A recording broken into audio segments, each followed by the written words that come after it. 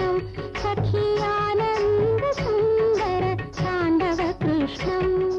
అయ్యి సఖి యశోదే, యశోదమ్మతో గోపకాంతలు కృష్ణుని యొక్క లీలని వర్ణించి చెప్తున్నారు. ఇంట్లో అందకుండా ఉట్టిలో పెట్టుకున్నటువంటి వెన్నల్ని ఏ విధంగా అందుకోవాలో ఆయన తెలుసుకుని ఏమీ తెలియని అమాయకులైన గోపకులకు చూపిస్తున్నాడు ఆ ఉపాయాలని. ఎలా చూపిస్తున్నాడంటే ఇక్కడ ఒక ఉపమానాన్ని చెప్తున్నారు నారాయణ తీర్థులు. ఎందుకంటే ఈయన బ్రహ్మజ్ఞుడు. అటువంటి బ్రహ్మజ్ఞుడు పరబ్రహ్మస్వరూపుడైన కృష్ణ పరమాత్మ లీలని వర్ణిస్తున్నారంటే బ్రహ్మతత్వం తప్ప ఇంకేమిటి అక్కడ దర్శనమిస్తుంది? అసలు బ్రహ్మతత్వం తప్ప ఇంకేమి చూపించాడు పరమాత్మ అక్కడ? ఆరురుక్షూనివ ఆరూఢయోగి తత్రచ్చ దధిదుగ్ధ నవనీతాదికం ఆకంఠమాపీయ అన్యానపి పాయయ తత్రచ్చ గోపబాల బిడాలాదిభ్యో నిక్షిప క్వాపి క్వాపి. ఇక్కడ ఉన్నటువంటి అందమైన భావం ఏంటంటే ఆరురుక్షువులకు ఆరూఢయోగి ఏ విధంగా మార్గం చూపిస్తాడో అదేవిధంగా ఏమీ తెలియని వీరికి అన్నీ తెలిసిన వాడు తోవ చూపిస్తున్నాడు, ఉపాయం చెప్తున్నాడు. ఇక్కడ ఆరురుక్షు ఆరూఢ రెండు శబ్దములు వేరే. ఇక్కడ ఆరురుక్షున్ అనే శబ్దానికి అర్థం ఏంటంటే ఎక్కుతున్నవారు అని అర్థం. ఆరూఢులు అంటే ఎక్కి కూర్చున్నవారు అని అర్థం. ఆరూఢులు మన లోకంలో కూడా ఆరూఢ శబ్దం వాడుతూ ఉంటాం. అంటే ఒక పర్వతం యొక్క శిఖరం ఉంది, అక్కడికి ఎక్కాలని కొంతమంది బయలుదేరారు. ఆ బయలుదేరి ఎక్కుతున్న వారందరూ కూడా ఆరురుక్షువులు అని చెప్పబడుతూ ఉంటారు. ఆ పైన వెళ్ళి కూర్చొని చేరవలసిన గమ్యాన్ని చేరి హాయిగా స్థిరపడ్డవారు ఆరూఢులు అని చెప్పబడుతూ ఉంటారు. అయితే ఆరూఢులు అంటే సిద్ధులు, ఆరురుక్షువులు అంటే సాధకులు అని అర్థం. సాధన చేస్తున్నవారు సాధకులు, సిద్ధి పొందిపోయిన వారు ఆరూఢులు. ఆరూఢులు ఇద్దరుంటారు, ఒకరు సిద్ధి పొందిన వారు, ఇంకొకరు పరమాత్మ అని. ఎప్పుడు ఆరూఢుడే అని ఎక్కవలసిన వాడు కాడు, ఆయనే శిఖరమై ఉన్నాడు. అసలు ఆ శిఖర స్థానం అతడిది. అందుకో పర్వత శిఖరం ఎక్కడం ఎంత కష్టమో, ఒక ఎవరెస్ట్ ఎక్కడం ఎంత కష్టమో, ఆధ్యాత్మిక సాధనలో పరతత్వాన్ని చేరడం అంతటి కష్టం. అందరూ ఎవరెస్ట్ శిఖరం ఎక్కలేరు, ఏ కొందరు బలవంతులు తప్ప. అందరూ పరమార్థాన్ని చేరలేరు, ఎవరో మహాయోగులు తప్ప. అందుకే వాసుదేవ సర్వమితి సమహాత్మ సుదుర్లభ అని పరమాత్మ చెప్పడంలో ఆంతర్యం ఇది. సర్వము వాసుదేవమయమనే జ్ఞానం కలిగిన వాళ్ళు సుదుర్లభ, ఎంతో అరుదు సుమా అన్నారు. ఇక్కడ ఎప్పుడూ భక్తులు యోగులు అరుదుగానే ఉంటారు. అరుదైన మహానుభావులు యోగులు వాళ్ళు తరించడమే కాకుండా ఎక్కుతున్న వారికి ఇలా రండి ఇలా రండి అని తోవ చూపిస్తుంటారట, ఎలా ఎక్కాలో మార్గం చూపిస్తుంటారట. పైగా పరమాత్మ కూడా ఆరూఢ స్థితిలో ఉండవలసిన వాడే అయినప్పటికీ ఎందుకు కిందకి దిగి వచ్చాడు అంటే ఆయన కూడా ఆచార్యుడయ్యాడు. కృష్ణం వందే జగద్గురు, ఆయన జగద్గురు స్వరూపుడై ఏ విధంగా అందని తత్వాన్ని అందుకోవాలని నేర్పుతున్నాడు. ఇక్కడ అందని తత్వము అంటే పరతత్వము. అది ఎక్కడ పెట్టారంటే పైన ఎక్కడో ఉట్టి మీద పెట్టేశారట. అంటే వేదవాక్యముల్లో వేద అంతములు, చెట్టుకు కొమ్మలు ఎలాంటివో వేదాంతములు అలాంటివి. ఆ ఉపనిషత్తులే ఇక్కడ అందని స్థానంలో ఉన్నాయి. అందులో ఉన్న గోరసము, ఆ గోరసం అనే మాట వేయడమే అద్భుతమైన తత్వదృష్టి ఇందులో కనిపిస్తున్నది. వేద మంత్రముల రహస్యము తెలిసిన వాడు మాత్రమే ఈ శబ్దాన్ని వేయగలడు.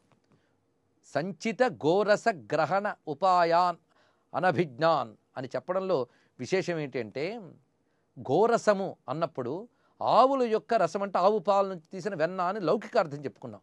కానీ గోవులు అనే మాటకి వేదవాక్యములు అని అర్థం.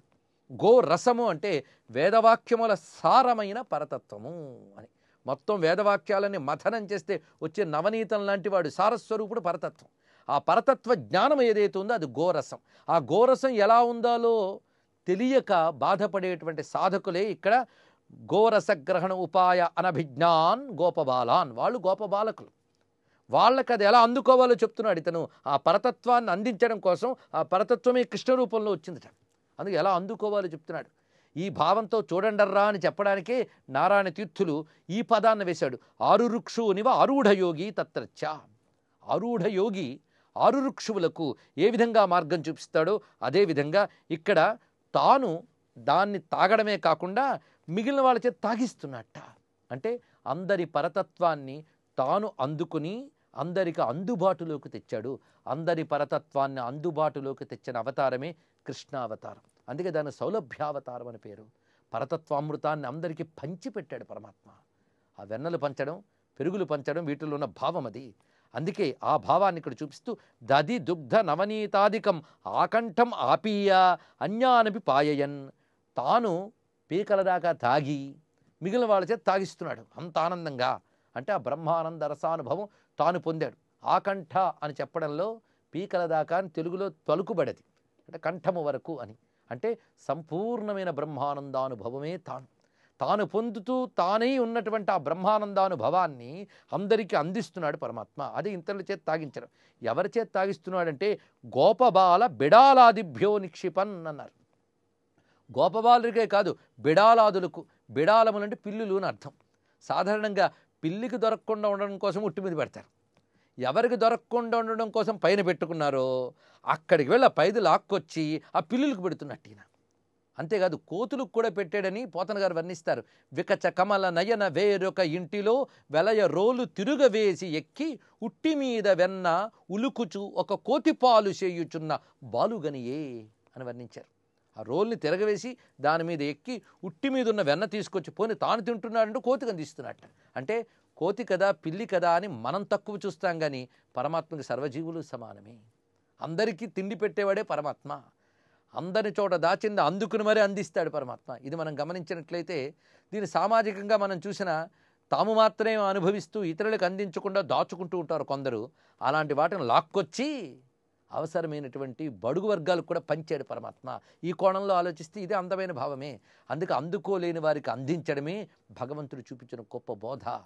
గొప్ప గొప్ప సంపదలు నువ్వొక్కడవే దాచుకుని అనుభవించడం కాదు, ఆ దాచిపెట్టిన దాన్ని పంచుకుని ఆనందించు. ఇది పరమాత్మ సామాజికంగా మనకు చూపిస్తున్నటువంటి బోధ.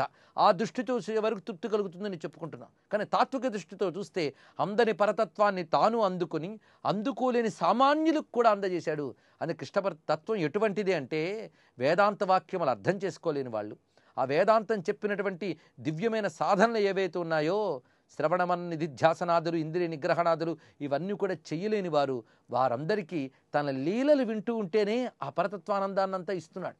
అందుకే లీలల ద్వారా సులభంగా పరతత్వానందాన్ని ఇవ్వడమే ఇక్కడ పిల్లులకు గోపబాలులకు కూడా ఆ నవనీతాన్ని అందించడంలో ఉన్న మాధుర్యం. పై ఇస్తున్నది గోసారములు ఎన్నెన్నో చెప్పారు. దధి దుగ్ధ నవనీతాధికం, పాలు పెరుగు వెన్న ఇవన్నీ గోసారములే, గోవు నుంచి తీసిన సార వస్తువులు. వీటిని పంచుతూ స్వామి తిరుగుతున్నాడు.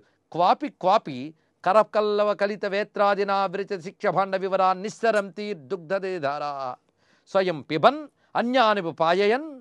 క్వాపి మరికొన్న చోట్ల ఏం చేస్తున్నాడంటే ఎక్కి అందుకోలేనట్టు ఉంటే దానికో ఉపాయం ఆలోచించట. అదేమిటంటే కరపల్లవ కలిత వేత్రాదినా, తన చిగుళ్ళు లాంటి చేతులతో ఓ పెద్ద కర్ర పట్టుకున్నాడు. ఆ కర్ర పట్టుకు వచ్చి ఆ ఉట్టి మీద ఉన్న కొండను పగలగొట్టేట. ఆ కన్నం పెట్టినప్పుడు అందులోంచి బయటకు స్రవించడం మొదలుపెట్టాయి ఆ పెరుగులు, వెన్నలు, పాలు. ఆ స్రవిస్తున్న పాలుని వాటిని తాను తాగుతూ ఇతరుల చేతి తాగిస్తున్నట్ట. సర్వం శ్రీకృష్ణ చరణారవిందార్పణమస్తు.